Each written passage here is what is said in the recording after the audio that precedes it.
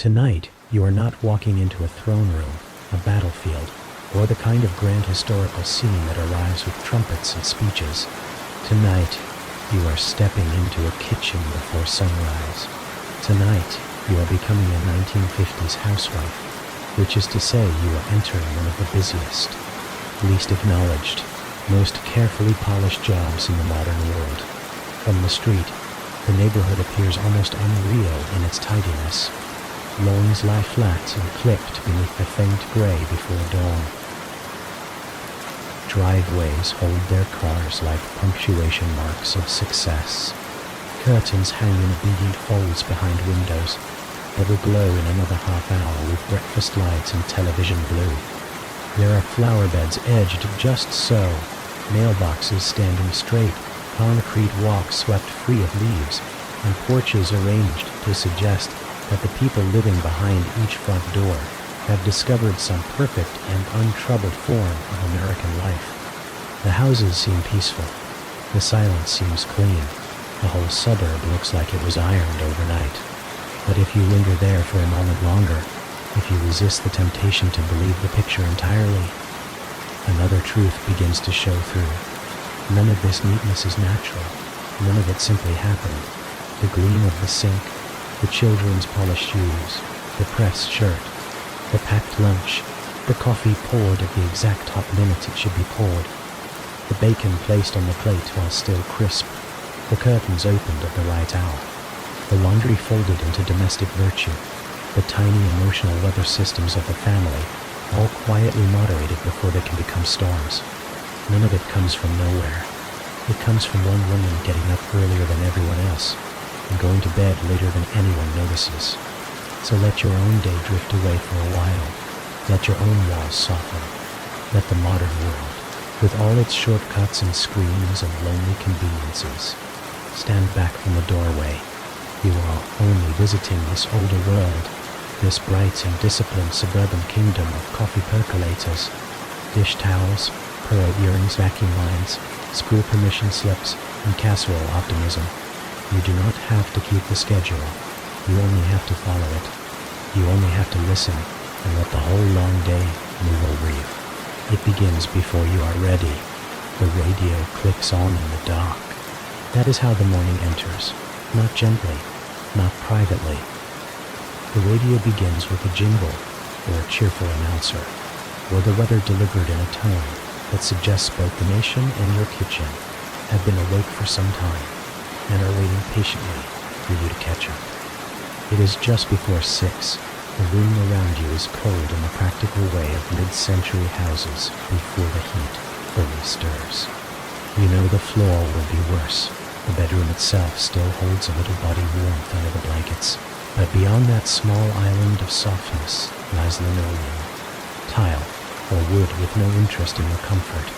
So your feet find slippers before your thoughts fully arrive. Your hand finds the robe. The body begins the day before. The self has consented to it. This, perhaps, is the first hidden truth of being a 1950s housewife. You enter duty before you enter consciousness. The first minutes of the morning do not belong to your interior life. They belong to motion, to sequence, to what must be done while the house is still too quiet to look innocent. You stand in the bathroom mirror and meet the version of yourself no advertisement ever meant the public to see. Hair sleek flattened, mouth unpainted, eyes swollen slightly from a night that was either too short or too interrupted, or both. There is intimacy in this face, and also urgency, because it cannot remain this way for long. You wash quickly in water that is either cool enough to offend or hot enough only briefly. You brush your teeth. You begin the first reconstruction of the day. Hair first, always hair. It must be brushed, set, coaxed, pinned or rolled into future good behavior. The 1950s did not simply prefer women polished. It asked them to be ready for visual inspection before breakfast. Hair was not vanity.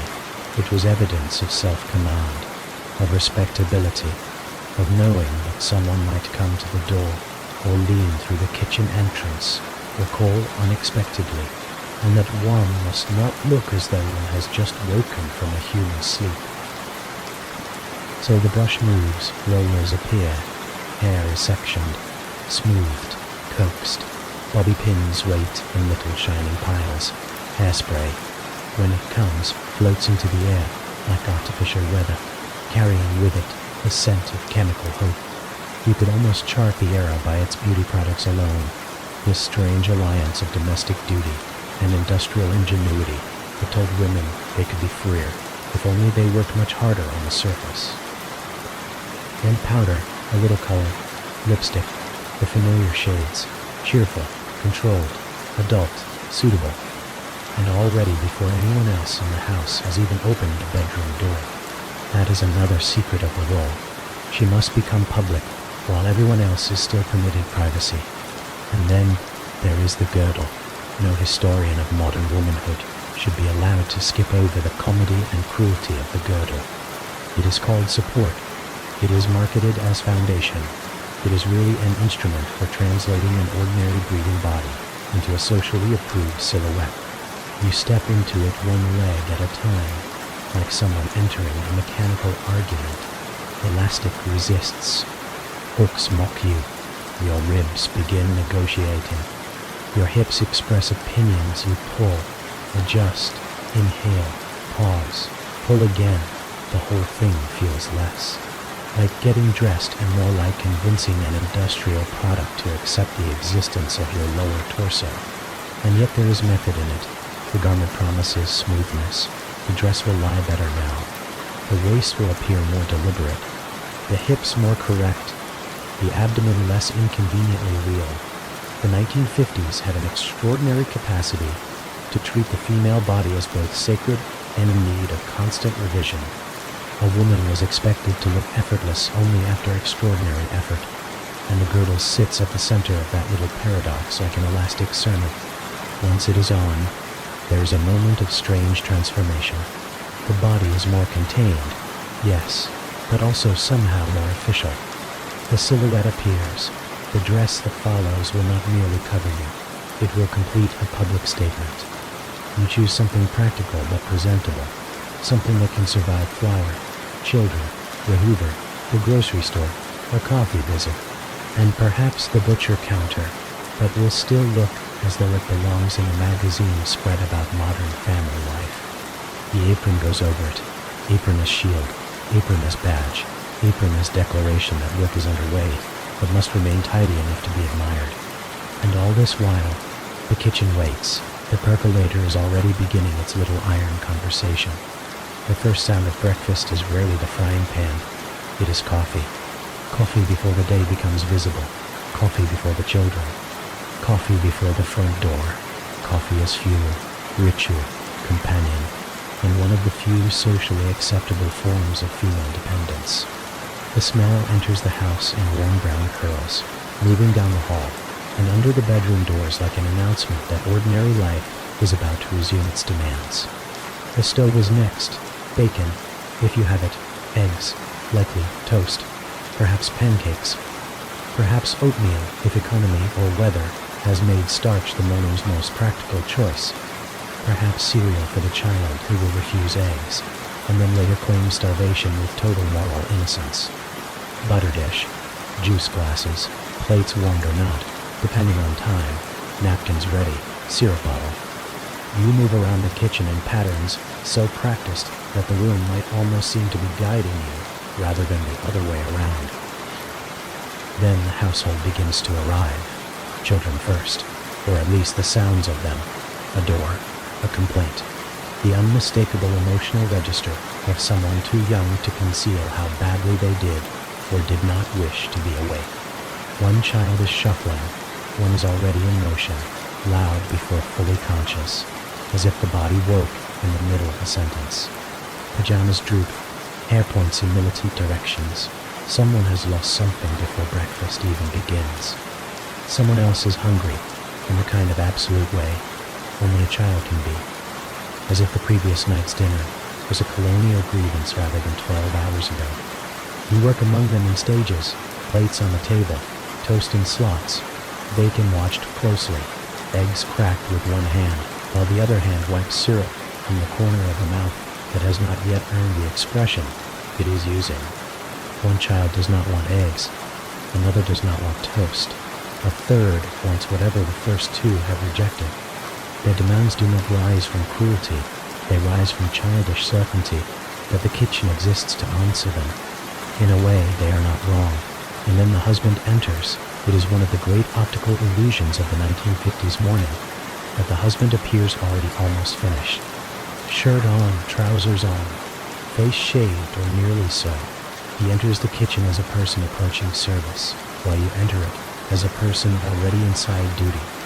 The contrast is rarely discussed, perhaps because to discuss it too plainly would force the whole household to admit how much invisible labor is standing between one man and his coffee.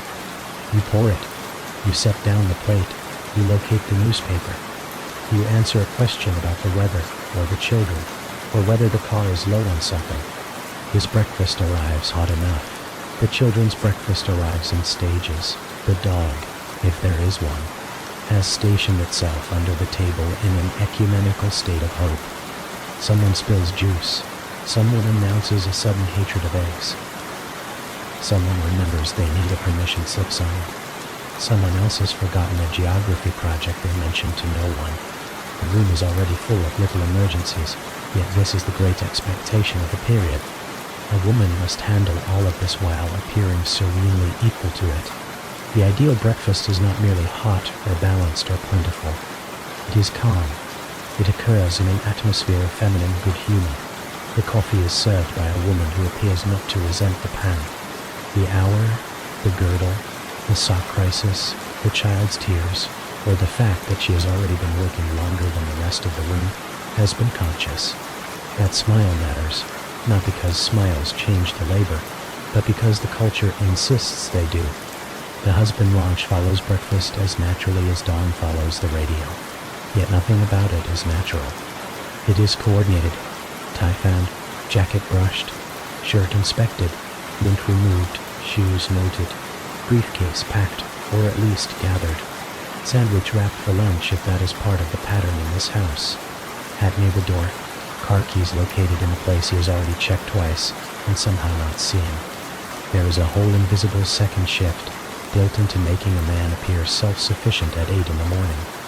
Children must be transformed too, hair brushed with more determination than consent, faces wiped, teeth verified, shirts tucked, socks matched, or at least argued into apparent resemblance.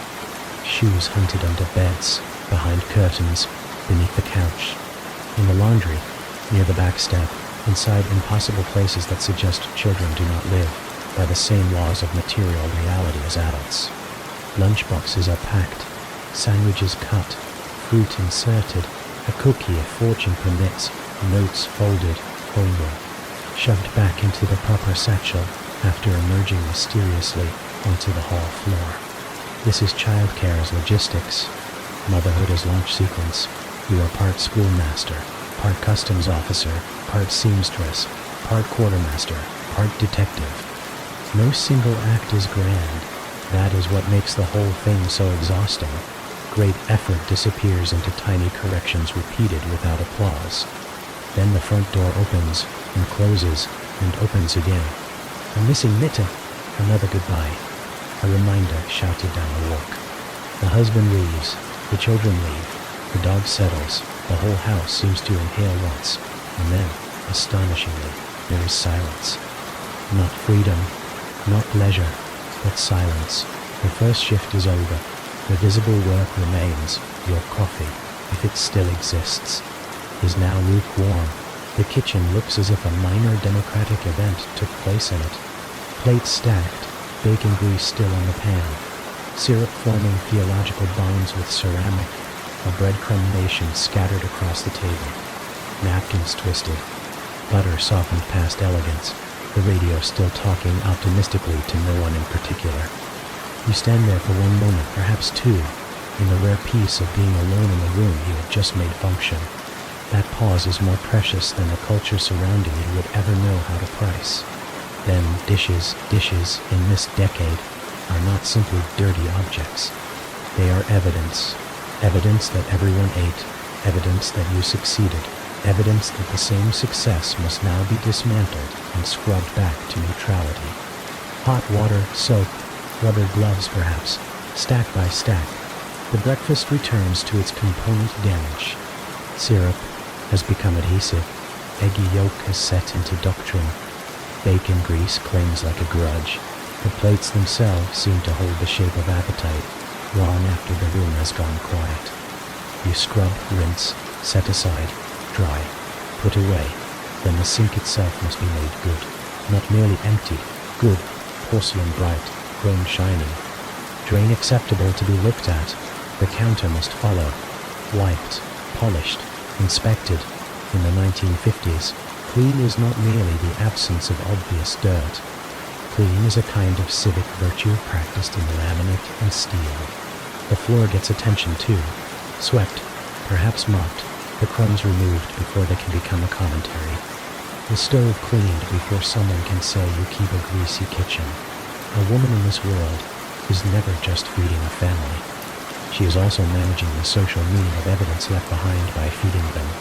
And when the kitchen gleams, the laundry waits. Laundry is less a task than an ecosystem. It breeds overnight. It appears in baskets on chairs behind doors, under beds, across the backs of dining room seats, hanging from bathroom hooks like defeated flags. Children's clothes arrive, carrying mud, grass, jam, and the vague chemistry of school. Husbands' shirts develop collars that seem to attract dirt with theological commitment. Towels smell like soap and skin, dishcloths smell like breakfast, sheets smell like sleep, which in itself is not innocent. Sorting is the first ritual, whites from colors, delicates from the merely fragile, towels from table linens, school clothes from Sunday clothes, mystery fabrics from things you are willing to risk. One red sock in the wrong batch could turn all the family's underthings a humiliating pink. And there are women who would remember such a thing for years.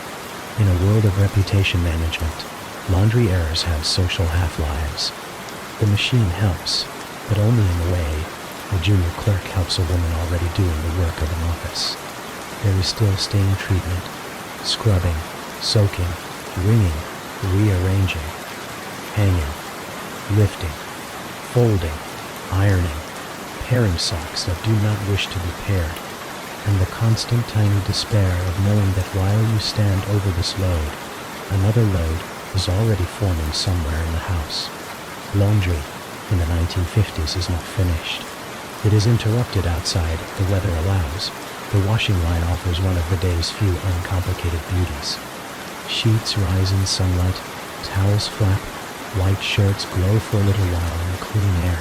Soap, grass, wind, the neighbor's cigarette, the distant passing of a car, all mix into one of those scents that later generations will call nostalgic because they have forgotten the labor attached to it.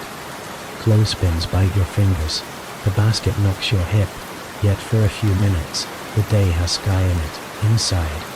On rainy days, the house fills with damp fabric and patience. Chairs become makeshift drying racks. The back porch becomes a negotiation. Rooms carry the faint smell of wet cotton for hours. Still, the work goes on. Fold, stack, sort, put away. The children will undo some of it by evening. That is not a failure. It is simply proof that the house remains inhabited. The rotary phone rings. There are few sounds in the suburban day quite so capable of shifting the emotional weather of a room. The phone may bring companionship, obligation, irritation, information, guilt, or all of them in sequence. It is the neighborhood's nervous system. And when it rings, you answer not merely for yourself, but for your place in the social map. Your voice must sound cheerful, never too rushed, never too weary, never too eager either. Capable, bright, pleasant. You are allowed busyness only if it sounds decorative. The call could be your mother with advice disguised as concern, a neighbor with gossip disguised as information, a churchwoman with obligation disguised as community, a PTA volunteer with unpaid labor disguised as an opportunity, or just as dangerously, a genuine friend with enough warmth in her voice to make you remember how lonely a whole morning can feel when no adult has spoken to you, except to ask for more toast. These conversations matter. They stitch the suburb together. They carry recipes, rumors, emotional alarms, judgments, arrangements, warnings, recipes repeated, because someone did not write them down the first time. Updates about children, weather, husbands, sales, church socials, weather, husbands, sales, church social, school-baked tables, the butcher's rising prices, the strange new family on Maple Street, and whether Mrs. B. Miller is truly painting her shutters red. The public life of the suburb is built by men in offices and councils, perhaps, but its private weather is carried on telephone wires by women in kitchens. And as with everything else, there is technique, the oven excuse, the boiling pot excuse, the neighbor at the door excuse, the dog excuse, the child excuse.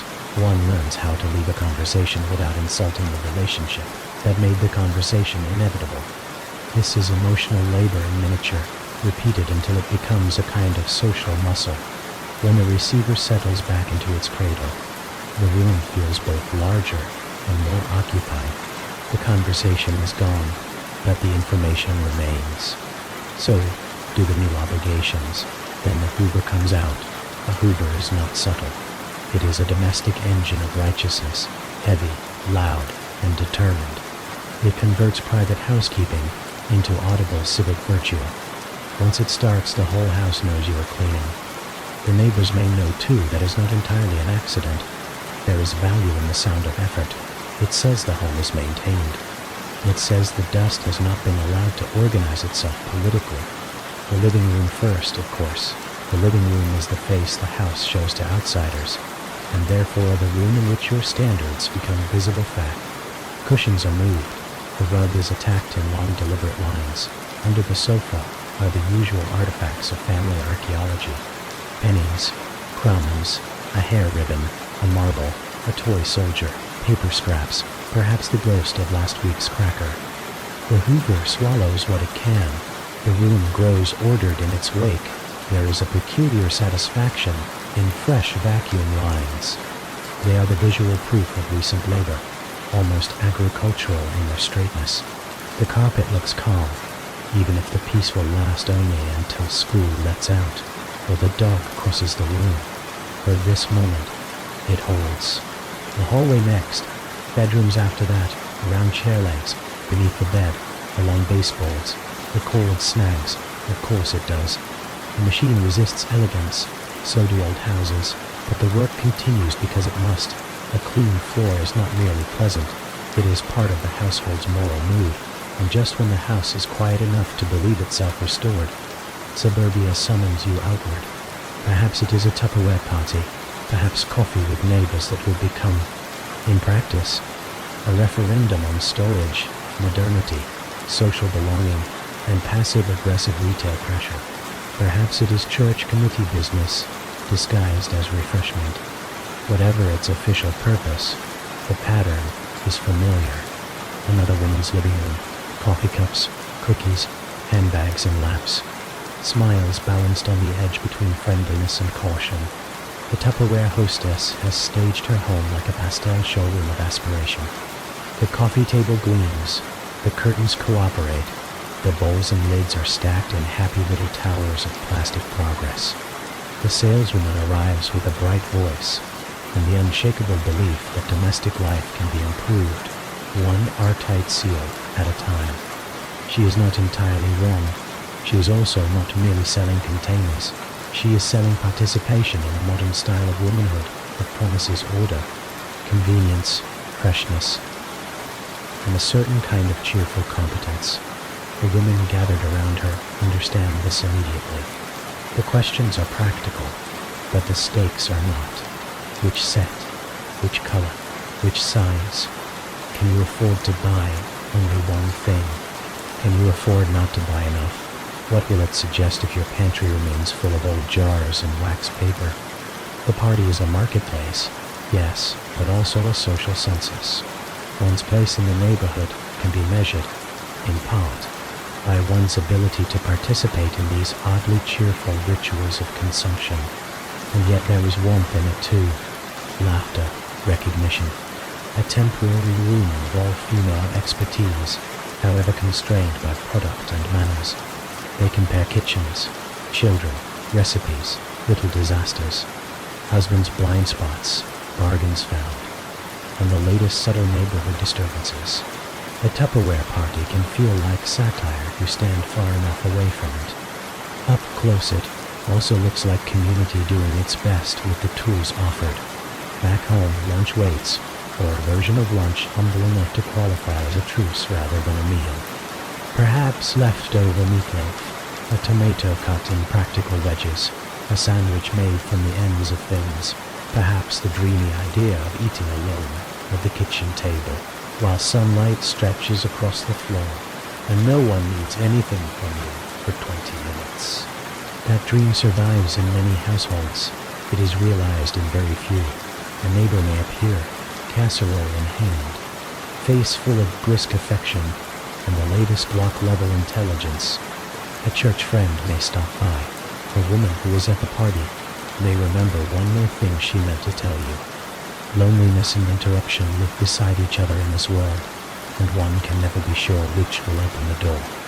Even if you do sit alone, your mind does not grocery arithmetic, dinner plan, bake sale obligations, child's permission slip, husband's shirts at the cleaner, whether there is enough milk, whether the church supper is this week or next, whether your mother said Tuesday or Thursday. The sandwich is eaten by a body, but the hour is digested by the household. Then, because no order in such a house is stable for long, there is the midday re-clean. A streak appears on the mirror. The bathroom hand towel looks wrong. The fruit bowl has become uneven. A child's fingerprint has survived on glass, as though protected by law. There is always the possibility that someone may stop by unannounced, and the possibility alone is enough to send a woman back over the same surfaces with a fresh cloth. This is not irrational, not entirely. In the 1950s suburb, the surprise visitor is a kind of silent examiner. She may never openly judge your grout, your sink ring, your lampshade angle, the dust on the side table, the newspaper not properly stacked, but she will see it. And because she will see it, you must see it first.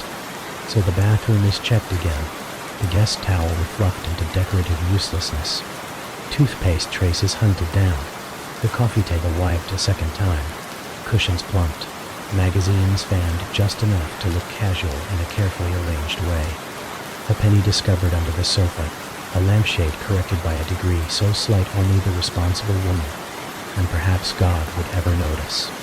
Perfection here is not an achievable condition. It is a posture of vigilance. Then, finally, one of the day's few authorized pleasures arrives. The soap opera, coffee reheated or not, slippers if fortune permits, the television hums to life, and with it comes a little secular chapel of female interruption. For 22 minutes or so, the real emotional labor moves elsewhere.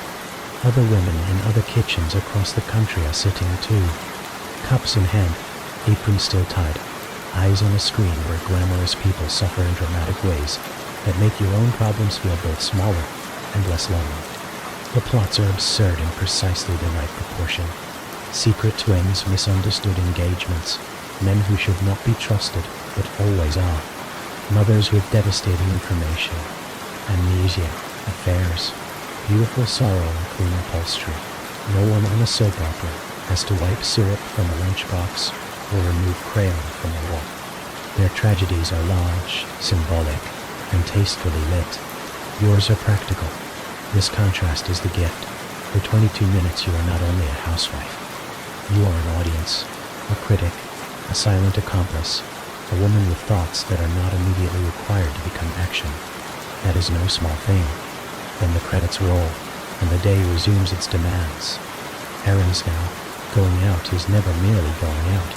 It is reassembling yourself for public view, lipstick checked, hair patted into line, purse stocked with coupons, list, keys, perhaps gloves, pearls if the household style requires them.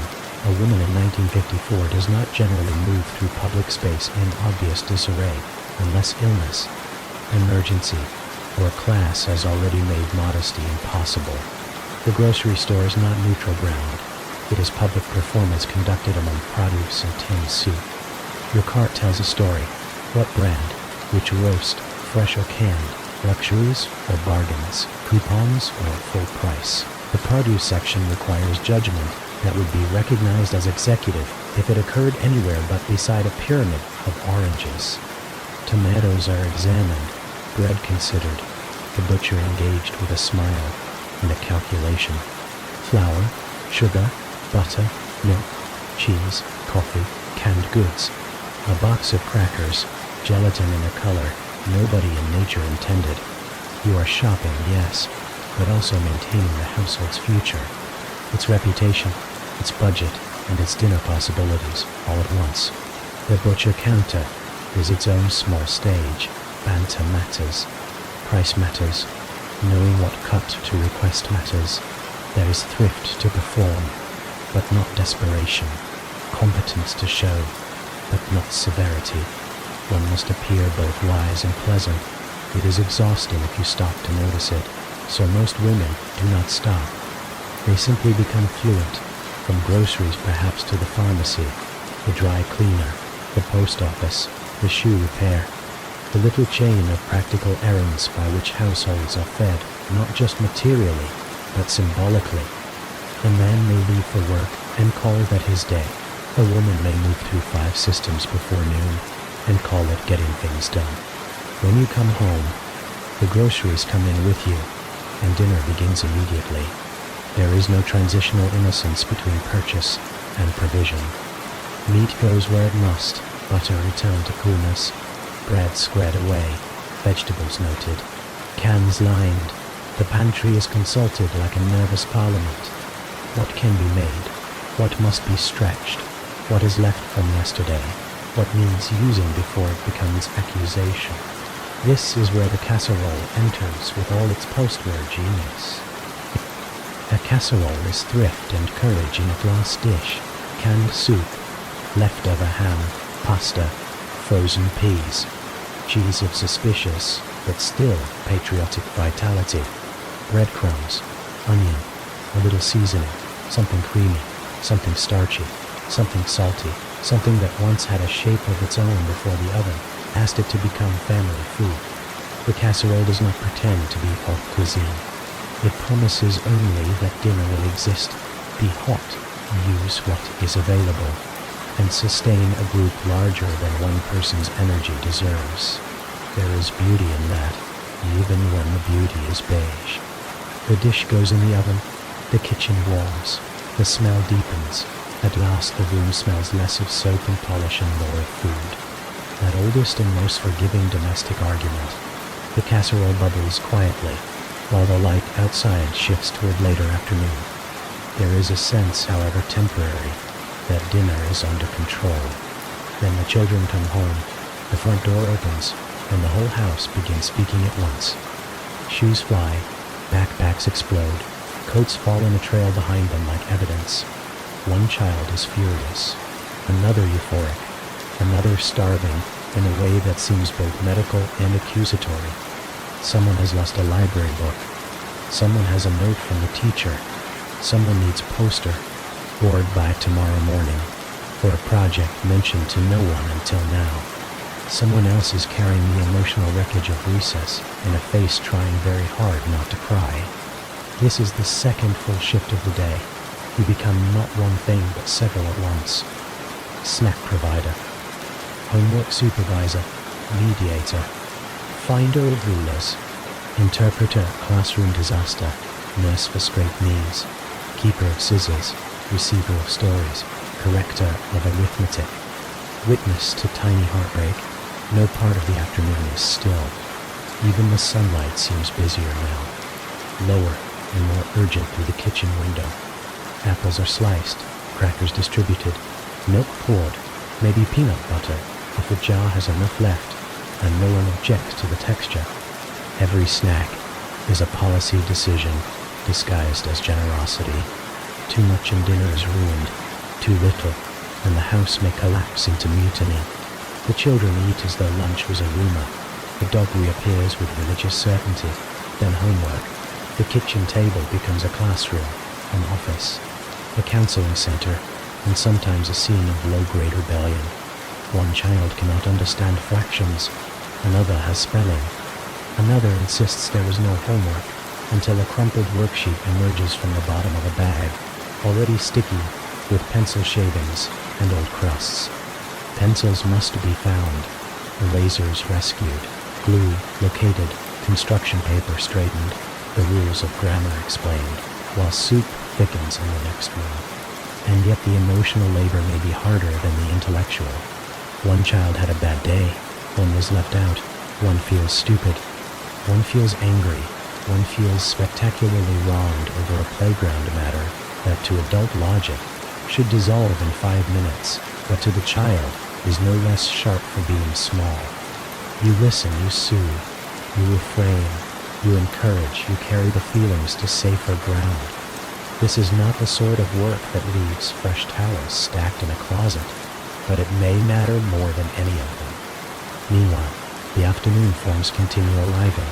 Permission slips, school newsletters, church bulletins, notes about bake sales, field trips, socks required for gym, cupcakes needed on Friday, volunteer opportunities phrased in tones that do not quite allow refusal. Paper accumulates the way dust does, quietly, relentlessly, through every available surface of domestic life. The husband returns at some point with office air still around him. The timing varies by household, but the effect is much the same. A second adult body enters the house and expects, not unreasonably perhaps, that home will now receive him as the world has spent the day doing. Coat, briefcase, news, appetite, fatigue, questions, observations. The woman who has already been running a full domestic state must now fold another set of needs into the evening structure without allowing the whole thing to feel like a collapse. Dinner is served. The casserole emerges from the oven with its brown top and its mystery interior. Plates are set. Children called. Husband seated. Napkins distributed. Water or milk poured. The whole family gathers around a dish built from leftovers. Planning, sodium, thrift, and maternal confidence. Someone inevitably asks what is in it. The correct answer is never the complete answer. It is enough to say ham, noodles, cheese, peas, or simply dinner. A family meal in this decade is still supposed to mean something symbolic. Stability, togetherness, nourishment, a little performance of the American household as a coherent unit.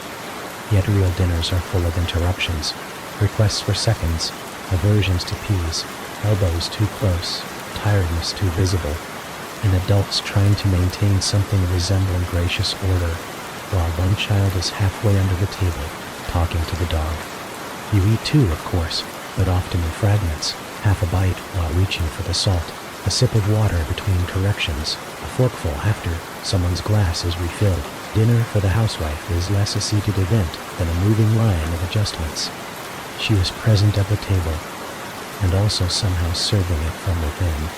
Then the clearing begins, plates gathered, leftovers stored, dishes stacked, water run, hot, soapy, familiar. The evening cleanup has a slower texture than the breakfast cleanup, but not a lighter one. By now the body has lived an entire workday. The feet feel it. The shoulders feel it. The face still smiles where needed because habit has outlived freshness. The hands know exactly how to scrub the casserole dish, though the dish itself resists with a baked-on stubbornness that seems almost ideological. There may be more conversation now, with the husband telling office stories, talking about someone in accounts, the market, the car, the fence, the school, something from the paper. A woman in this role is expected not only to hear, but to make hearing feel generous. Emotional reception is another one of the invisible services built into the role. So ordinary, when well done, that it disappears as labor. After dinner comes the long descent of family bedtime. Children must be bathed or at least inspected into cleanliness. Teeth brushed, pajamas located, shoes recovered from impossible places. Homework checked one last time, a forgotten signature added. A last glass of water demanded. A story read, another story negotiated for. Blankets tugged, windows checked, nightlights considered. Questions asked in whispers that only seem able to emerge once the room is dark. Whether monsters can get in, whether dogs dream, whether school happens on Saturdays, whether grandma was ever a child, whether people in the Bible had lunches. You answer with the strange tenderness that only exhausted adults and nearly sleeping children can share. And here, at last, is one of the gentlest chambers of the whole day. The child in bed, the room dim, the rest of the house held back for a minute while you smooth the blanket, touch the hair back from the forehead, lower your voice into something like song or story or simple reassurance. Whatever else the 1950s housewife was denied, she was still often the keeper of this ancient human ritual, making the night feel smaller and kinder for someone who trusts her absolutely. When the children finally settle, the house changes again. Quieter now, wider, the rooms seem to stretch as voices leave them. Toys still remain. Yes, a dish somewhere, a form on the counter, a shirt to iron, a lunch to plan, but the sharpest edges of the day begin slowly to blur. There may still be ironing, and there often is. Shirts for tomorrow, a skirt, school clothes, dish towels, pillowcases. The iron moves over fabric like a late-night instrument of order, flattening the day's crumples into next morning's composure. There is something almost tragic and almost beautiful in this. A woman at the board, alone now, except for the house's hum, pressing tomorrow into shape while today is not yet finished with her body. Then finally, after all that, the private room of the night opens, the bathroom mirror again, but now it is different. The face returning to it has crossed a whole small civilization of tasks. Cold cream waits in its jar. The smell of it is instantly evening, instantly intimate. You smooth it onto your face in cool circles. One layer of the day begins to loosen. Powder, oil, fatigue, the fixed public smile, all of it seems to soften.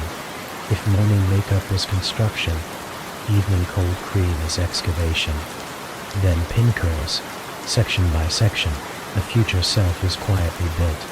Hair wrapped, pinned, wrapped again, little metal clips and bobby pins doing patient work under the bathroom light, while the rest of the house disappears, one floor at a time, into sleep.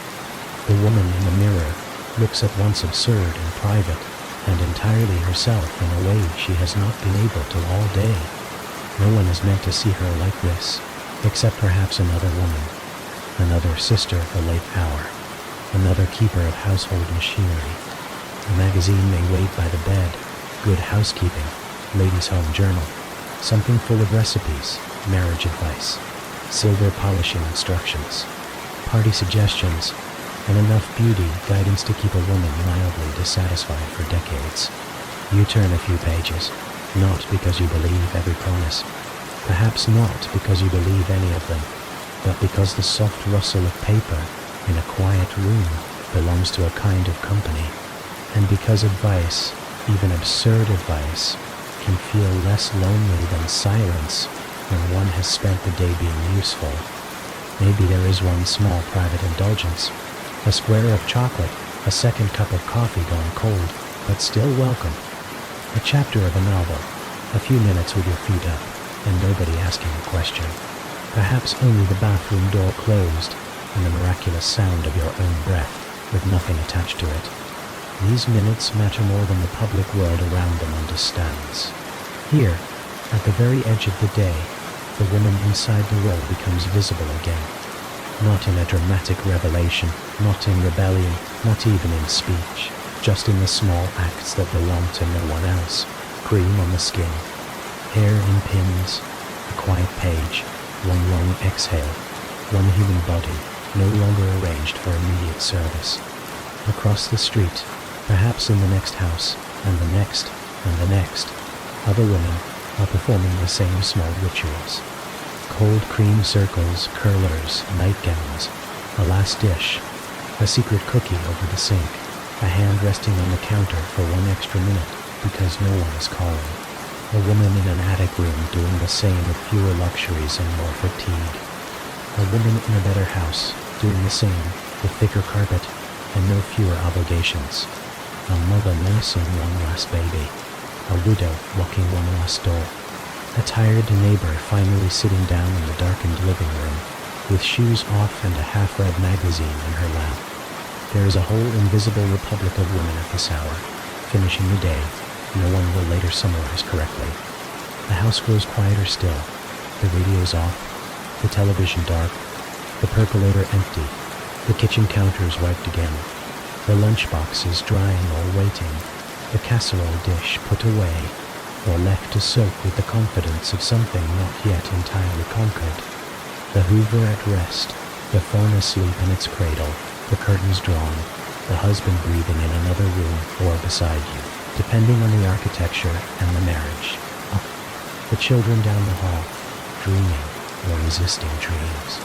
The whole polished suburban machine, finally still enough to reveal its human cost. But the day still has more hidden chambers in it before its final truth can be spoken, because what made this life exhausting was not only the visible sequence of chores, but the extra layers of care that threaded themselves through every hour and made each simple task part of a larger performance. There was ironing, for instance, and ironing in the 1950s was never just the flattening of cloth. It was the restoration of social order through heat and pressure. A wrinkled shirt was not merely wrinkled, it was a sign. A school blouse left creased suggested inattention. A husband's collar not properly pressed suggested failure at the level of wifehood itself. So the ironing board opened like a second altar in the house, and garments came to it in solemn little stacks, still warm from washing or lightly dampened to persuade them toward obedience. The iron itself was heavy enough to make the wrist remember. Steam rose, starch waited its turn. Sleeves had to be aligned, hems coaxed flat, collars sharpened to a level of confidence the wearer had not earned unaided. There was something almost melancholy in the sight of a woman standing alone at the ironing board in the late afternoon light, reworking fabric into public readiness, while the rest of the house imagined readiness came naturally. Each shirt was another morning, already half prepared. Each smooth apron another day, promised back to labor. Each pressed dress another performance laid out in advance. And beyond ironing, there was mending, the quieter sister of laundry, less dramatic than a mountain of sheets, but in its own way more intimate. Buttons do not reappear on their own. Hemlines do not forgive door handles. Children's knees open themselves to the world with astonishing regularity. Men's cuffs fray, as if office work were somehow done entirely at the wrists. Stockings ladder in one invisible instant and require judgment, replacement, or patient resignation. So a woman in this era often kept a sewing basket within easy reach, not because she was leisurely, but because wear was constant. A needle, a spool, scissors, buttons saved in old tins, bits of ribbon, scraps of thread, all the tiny instruments of prolonging usefulness. To mend was to postpone expense, yes, but it was also to protect appearances. A shirt with a missing button says poverty or carelessness, depending on the observer. A carefully mended seam says thrift, elevated to craft. Evening could find a woman donning socks while listening to the radio, or reattaching a button while children argued in the next room, or hemming a school skirt at the kitchen table after dinner, because the day had not yet granted enough space for the task to exist earlier. Then there was dust, which in the mythology of the perfect suburban home behaved like a moral failing rather than a law of matter. Dust arrived, invisibly and insultingly. It settled on dark wood, on picture frames, on the piano no one had touched since Sunday, on television cabinets, on lamp bases, on the small figurines and wedding gifts that occupied so many shelves and side tables in houses built to display success. A woman dusted not because the dust mattered physically, though perhaps it did, but because it was one of the most visible signs of a lapse. Guests might never inspect a drawer, but they would notice the side table in the front room. The polished surfaces of 1950s domesticity demanded constant vigilance. The dust cloth moved in circles through the day, over mahogany and veneer and glossy cabinet tops, over framed school photographs, over wedding china that was not for daily use, but had to remain gleaming in case someone looked. To dust was to maintain the fiction that a family could live in a house without leaving a film of itself upon it. Windows, too, belonged to this same bright tyranny. Clean windows were not just transparent. They were evidence.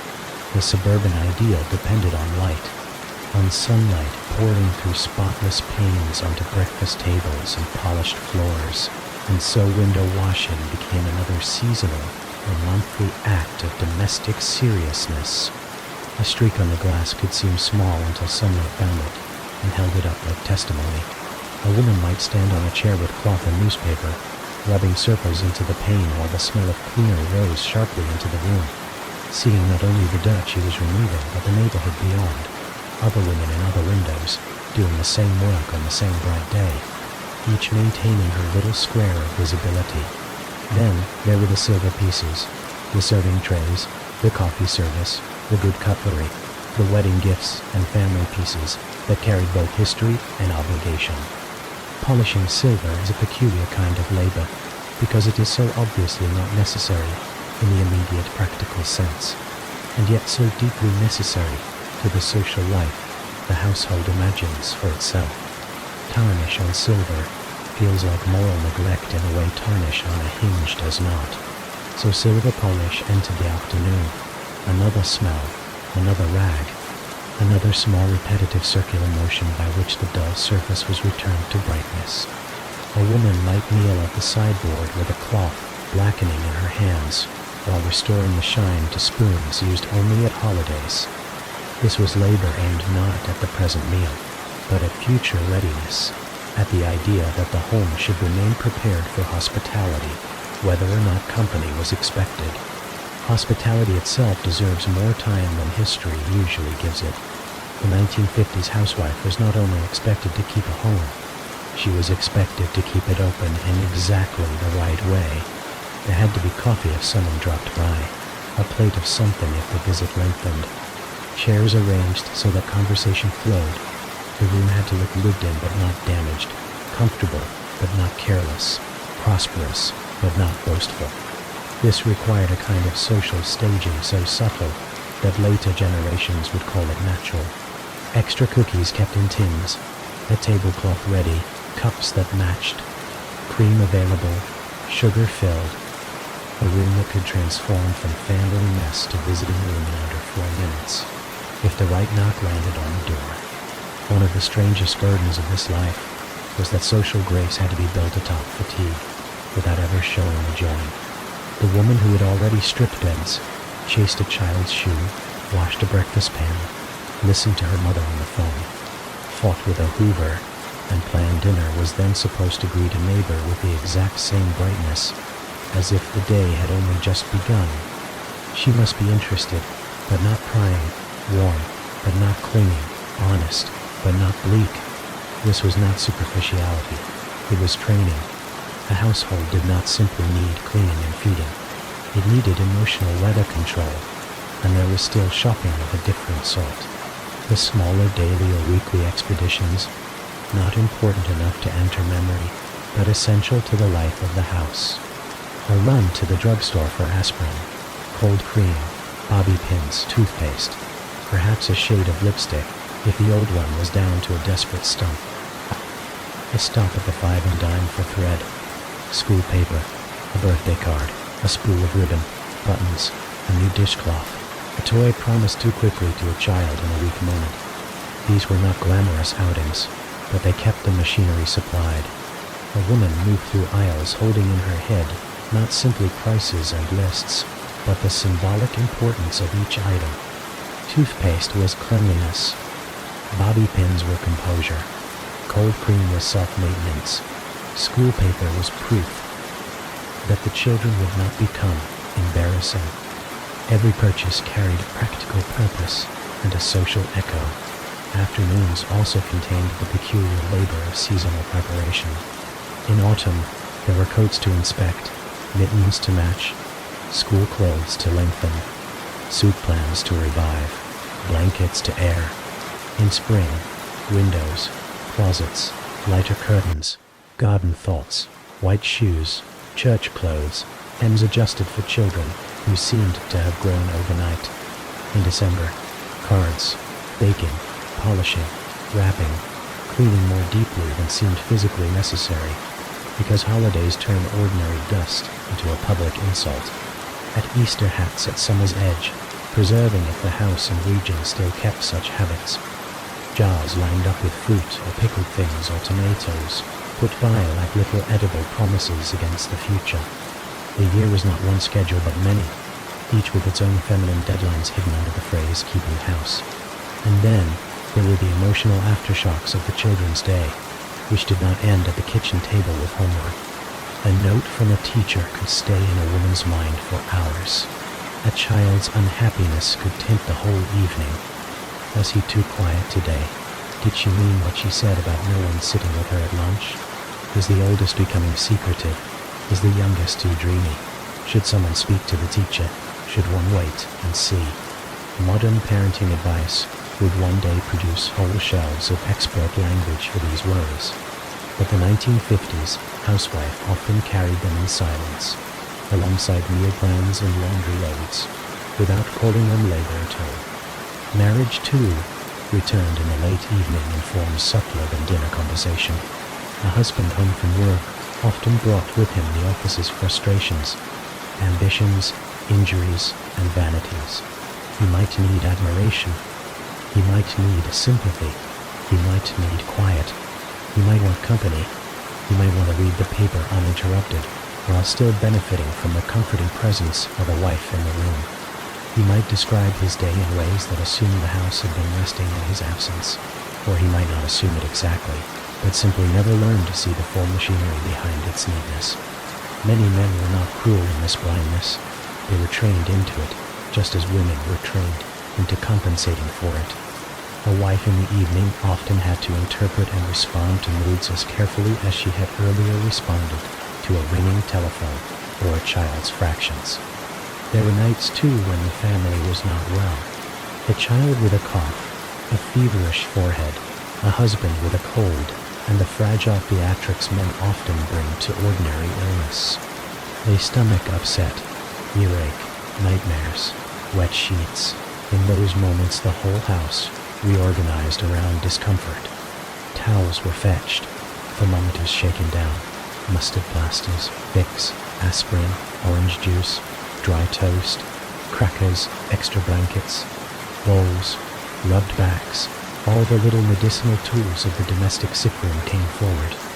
Women in mid-century homes were not only cleaners and cooks, they were also first-line nurses, triaging illness before doctors were called, or in place of doctors, when money, distance, or habit delayed that call.